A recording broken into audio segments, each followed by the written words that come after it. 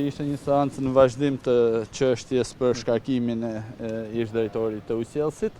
Ishte një seancë e shpejtë në të cilën u pranu kërkesa për të thirrë dhe për të dëgjuar dëshmitarët. Është besoj kompetencë gjykatës t'i bëj apo jo publike. Për një çështje që nuk është çështje në fakt, por që siç e kam thënë vazhdimisht që në fillim të saj ka qenë një çështje e stisur politikisht, në mënyrë që të dëmtohej jo vetëm Bashkëpahia, por edhe Partia Demokratike në fillim të fushatës elektorale të zgjedhjeve.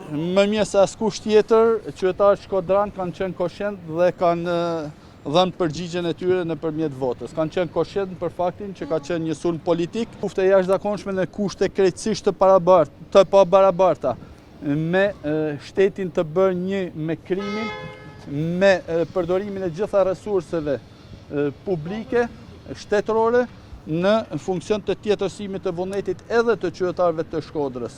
Do të kishte krejt tjetër rezultat edhe Shkodra dhe padyshim do të kishte rezultat krejtësisht tjetër edhe në favor të jo vetëm kryetari Benet Beci, i cili ka avuar gjithë administratën, jo vetëm të bashkisë, por gjitha institucionet në varësi të qeverisë dhe të mazhorancës aktuale, i ka avuar në shërbim të tjetërsimit të vullnetit të qytetarëve shqiptar.